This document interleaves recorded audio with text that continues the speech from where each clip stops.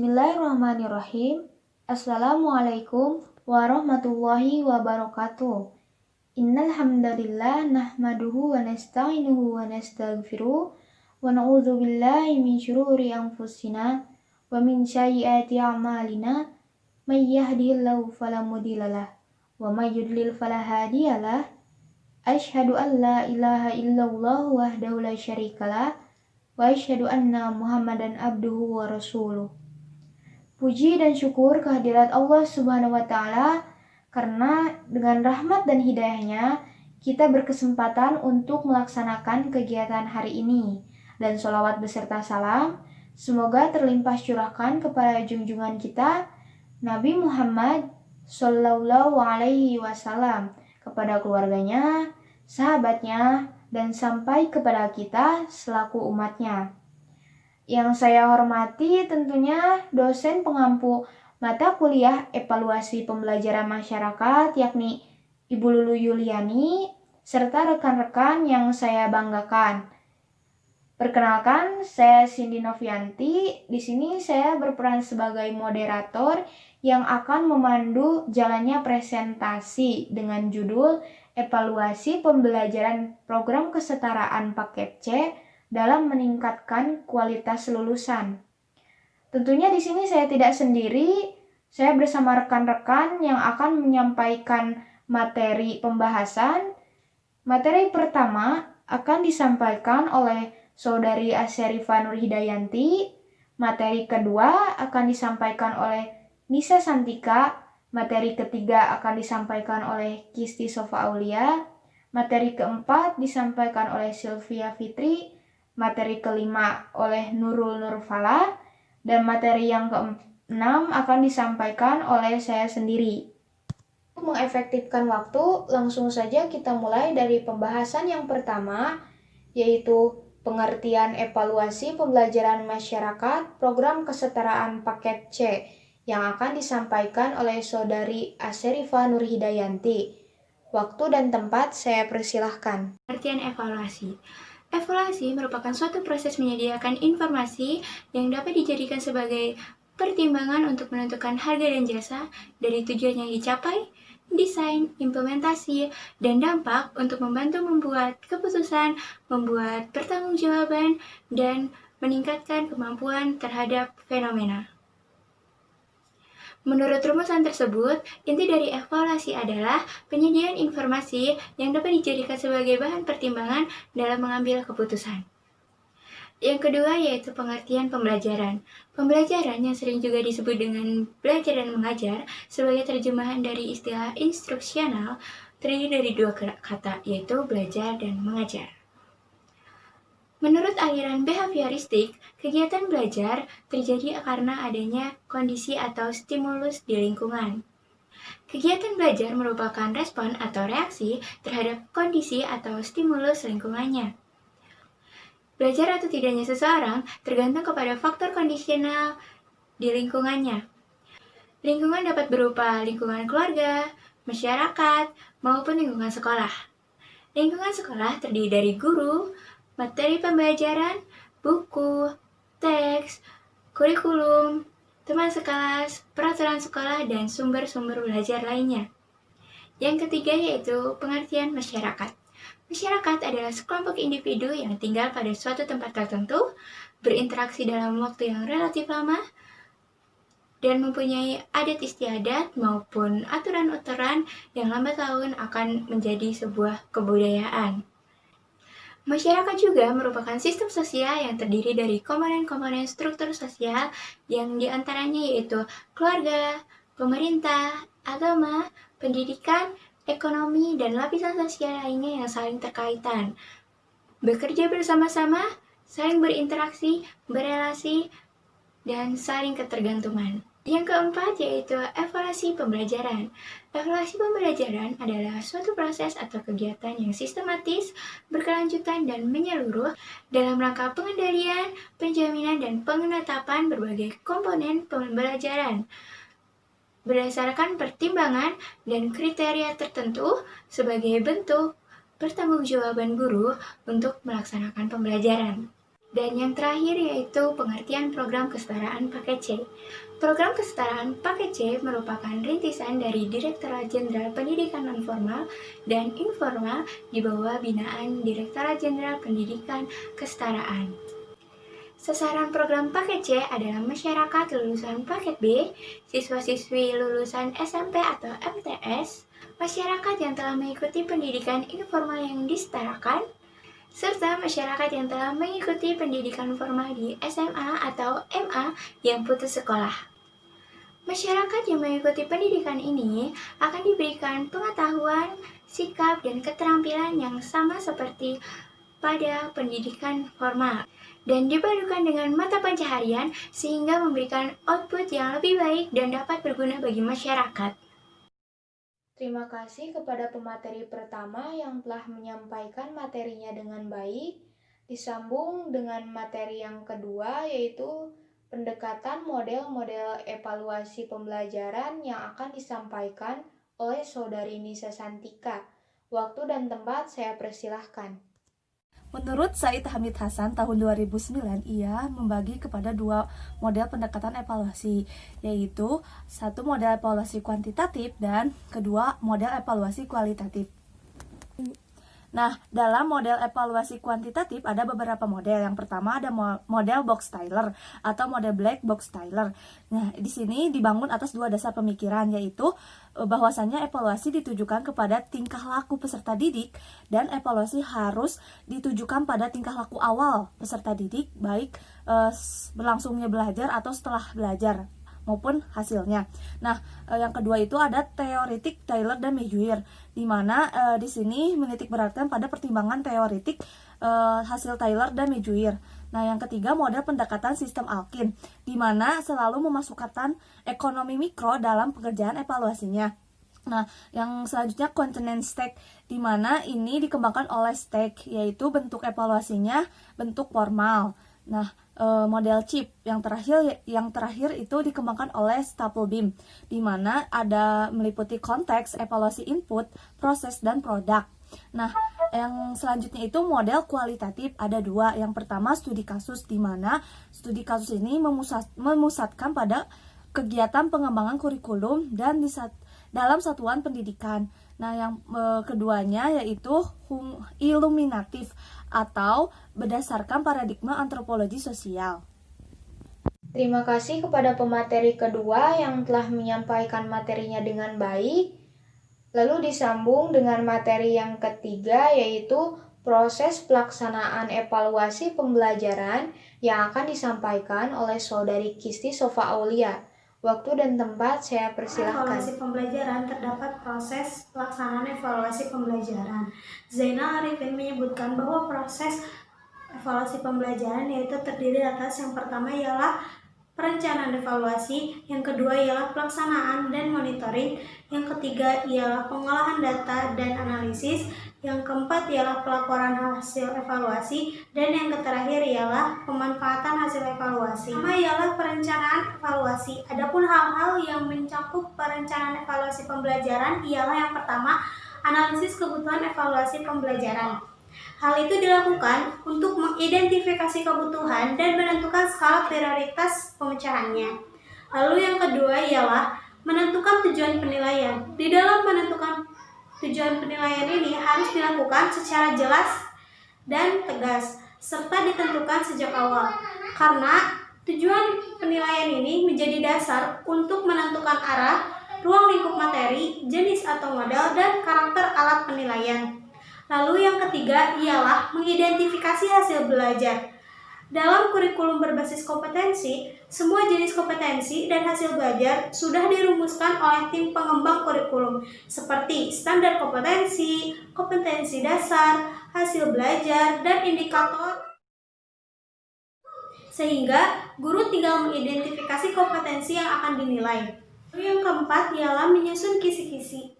Menyusun kisi-kisi dimaksudkan agar materi penilaian betul-betul representatif dan relevan dengan materi pelajaran yang sudah diberikan oleh guru kepada peserta didik.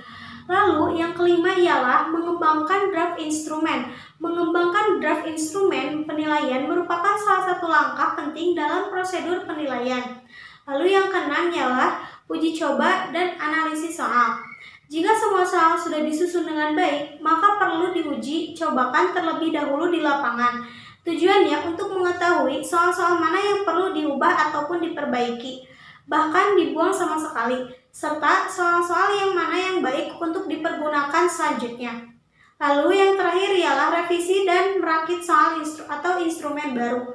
Setelah soal diuji coba dan dianalisis, kemudian direvisi sesuai dengan proporsi tingkat kesukaran soal dan daya pembeda. Nah, setelah perencanaan evaluasi, yang selanjutnya ialah pelaksanaan dan monitoring evaluasi. Yang pertama ialah pelaksanaan evaluasi. Pelaksanaan evaluasi artinya bagaimana cara melakukan suatu evaluasi sesuai dengan perencanaan evaluasi. Dengan kata lain, tujuan evaluasi, model dan jenis evaluasi, objek evaluasi, instrumen evaluasi, sumber data, semuanya sudah dipersiapkan pada tahap perencanaan evaluasi yang pelaksanaannya bergantung pada jenis evaluasi yang digunakan. Jenis evaluasi yang digunakan akan mempengaruhi seorang evaluator dalam menentukan prosedur, metode, instrumen, waktu pelaksanaan, sumber data, dan sebagainya. Lalu yang kedua ialah monitoring pelaksanaan dan evaluasi. Monitoring dilakukan untuk melihat apakah pelaksanaan evaluasi pembelajaran telah sesuai dengan perencanaan evaluasi yang telah ditetapkan atau belum, dengan tujuan untuk mencegah hal-hal negatif dan meningkatkan efisiensi pelaksanaan evaluasi. Selanjutnya ialah pengolahan dan analisis data. Pengolahan dan analisis data terdapat kepada 4 bagian. Yang pertama ialah pengolahan data. Mengolah data berarti mengubah wujud data yang sudah dikumpulkan menjadi sebuah sajian data yang menarik dan bermakna. Lalu yang kedua ialah menafsirkan hasil pengolahan. Mengolah data dengan sendirinya akan menafsirkan hasil pengolahan itu. Memberikan interpretasi maksudnya adalah memberikan pernyataan atau statement mengenai hasil pengolahan data. Lalu yang ketiga ialah konversi nilai. Setelah dilakukan skorsing, hasilnya perlu dipilah dengan mencari konfirmasi nilai. Lalu yang keempat ialah mencari dan menentukan ranking. Kemudian dilakukan prosedur statistik, mencari ranking atau rank order, mean, media, modus, dan mode. Ya, setelah pengolahan dan analisis data, yang keempat ialah pelaporan hasil evaluasi. Setelah tes dilaksanakan dan dilakukan skorsing, hasil pengetesan tersebut perlu dilaporkan. Laporan tersebut dapat diberikan kepada peserta didik yang bersangkutan. Lalu yang terakhir ialah penggunaan hasil evaluasi. Penggunaan hasil evaluasi untuk memberikan feedback kepada semua pihak. Salah satu penggunaan hasil evaluasi adalah laporan. Laporan yang dimaksudkan untuk memberikan feedback kepada semua pihak yang terlibat dalam pembelajaran, baik secara langsung maupun secara tidak langsung. Terima kasih kepada pemateri ketiga yang telah menyampaikan materinya dengan sangat jelas. Dilanjut dengan materi keempat, yaitu faktor yang mendorong atau pendukung peningkatan kualitas lulusan paket C yang akan disampaikan oleh Saudari Sylvia. Waktu dan tempat saya persilahkan. Materi yang selanjutnya yaitu mengenai faktor pendukung peningkatan kualitas lulusan program kesetaraan paket C. Kualitas lulusan sendiri adalah kemampuan PKBM dalam pengelolaan secara operasional dan efisien terhadap komponen-komponen yang berkaitan dengan PKBM sehingga menghasilkan nilai tambah terhadap komponen tersebut. Adapun salah satu upaya untuk meningkatkan kualitas pendidikan maupun kualitas lulusan itu sendiri yaitu melalui proses pembelajaran yang berkualitas. Maka dari itu proses pembelajaran merupakan hal yang penting untuk diperhatikan. Sehubungan dengan hal tersebut, maka dalam proses pembelajaran dibutuhkannya tutor yang tidak hanya mampu menguasai pembelajaran dengan baik, tetapi juga dapat mengelola kelas yang baik sehingga terciptanya proses pembelajaran secara optimal. Selain diperlukannya tutor yang dapat mengelola kelas dengan baik, juga diperlukannya sarana dan prasarana yang dapat menunjang proses pembelajaran itu sendiri. Kemudian, selain itu juga ada minat atau motivasi belajar yang terdapat pada diri warga belajar atau peserta didik, sehingga terciptanya rasa semangat untuk belajar tanpa paksaan. Terima kasih kepada pemateri keempat yang telah menyampaikan materinya dengan sangat baik. Tentunya dilanjut dengan materi yang kelima, yaitu faktor yang menghambat peningkatan kualitas lulusan paket C yang akan disampaikan oleh Saudari Nurul Nurfalah. Waktu dan tempat saya persilahkan. Faktor yang menghambat peningkatan kualitas lulusan paket C. Salah satu upaya untuk meningkatkan kualitas pendidikan adalah program pembelajarannya. Oleh karena itu, program pembelajaran penting untuk diperhatikan. Begitupun faktor yang menghambat kualitas lulusan adalah program pembelajarannya. Hambatan warga belajar dalam mengikuti pembelajaran akan mempengaruhi hasil atau kualitas lulusan. Nah, adapun faktor-faktor penghambat menurut Saidah, yang pertama, sumber belajar yang relatif masih kurang. Kemudian, ada minat dan motivasi warga belajar dalam mengikuti pembelajaran yang masih kurang. Yang ketiga, ada kesibukan dari warga belajar seperti bekerja dan juga mengurus rumah tangga, sehingga itu menyebabkan konsentrasi yang terbagi. Dan yang terakhir ada sarana dan prasarana seperti perpustakaan dan proyektor yang kurang memadai. Penguasaan warga belajar terhadap materi yang relatif masih rendah akan mempengaruhi proses pembelajaran sehingga berjalan tidak baik dan menghasilkan nilai belajar yang relatif rendah. Nah, kehadiran warga belajar yang rendah ini berasal dari hambatan-hambatan yang telah saya sebutkan tadi, seperti minat, waktu, dan juga pekerjaan. Nah, adapun faktor lain penghambat proses pembelajaran di paket C menurut Melia adalah kurangnya pendekatan tutor terhadap warga belajar dan kurang mendorong atau memotivasi untuk lebih rajin dalam mengikuti pembelajaran. Terima kasih kepada pemateri kelima yang telah menyampaikan materinya dengan sangat baik. Selanjutnya materi yang keenam, yaitu pengaruh evaluasi pembelajaran dalam meningkatkan kualitas lulusan paket C. Nah, seperti yang kita ketahui, evaluasi adalah penafsiran terhadap pertumbuhan dan kemajuan siswa ke arah tujuan-tujuan atau nilai-nilai yang telah ditetapkan dalam kurikulum. Mengenai hubungan antara evaluasi dengan pengajaran, disebutkan bahwa pengukuran merupakan langkah awal pengajaran. Tanpa pengukuran, tidak akan terjadi penilaian. Tanpa penilaian, tidak akan terjadi umpan balik. Dan tanpa umpan balik, tidak akan diperoleh pengetahuan yang baik tentang hasil. Tanpa pengetahuan tentang hasil, tidak dapat terjadi perbaikan yang sistematis dalam belajar. Melalui evaluasi, seorang pendidik dapat mengetahui apakah pembelajar atau warga belajar ini mampu menguasai materi yang telah diajarkan, apakah mereka bersikap sebagaimana yang diharapkan, dan apakah mereka telah memiliki keterampilan berbahasa atau mengetahui keberhasilan proses belajar mengajar yang telah dilaksanakan dan menentukan kebijakan selanjutnya. Penilaian merupakan komponen yang sangat penting dalam penyelenggaraan pendidikan. Upaya meningkatkan kualitas pendidikan dapat ditempuh melalui peningkatan kualitas pembelajaran dan kualitas sistem penilaiannya. Kualitas pembelajaran ini dapat dilihat dari hasil penilaiannya.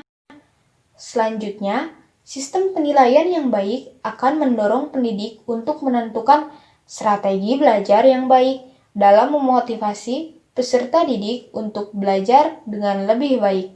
Dengan begitu, pendidik dapat mengenal warga belajar dengan baik, sehingga dapat mendorong peningkatan kualitas warga belajar dan dampaknya pada kualitas lulusan paket C tentunya. Paket C ini cenderung diisi oleh warga belajar atau orang dewasa, sehingga perlu penyesuaian dalam proses pembelajaran apabila telah mengetahui komponen-komponen yang tentunya akan mendorong peningkatan kualitas warga belajar. Maka pendidik pun dapat mengetahuinya melalui evaluasi pembelajaran. dan peningkatan kualitas lulusan paket C akan mudah tercapai. Oleh karena itu, evaluasi pembelajaran memiliki pengaruh yang sangat besar dalam peningkatan kualitas lulusan paket C. Nah, mungkin hanya itu yang dapat kami sampaikan. Terima kasih atas perhatiannya dan mohon maaf apabila ada kesalahan. Wabillahi taufiq wal hidayah. Wassalamualaikum warahmatullahi wabarakatuh.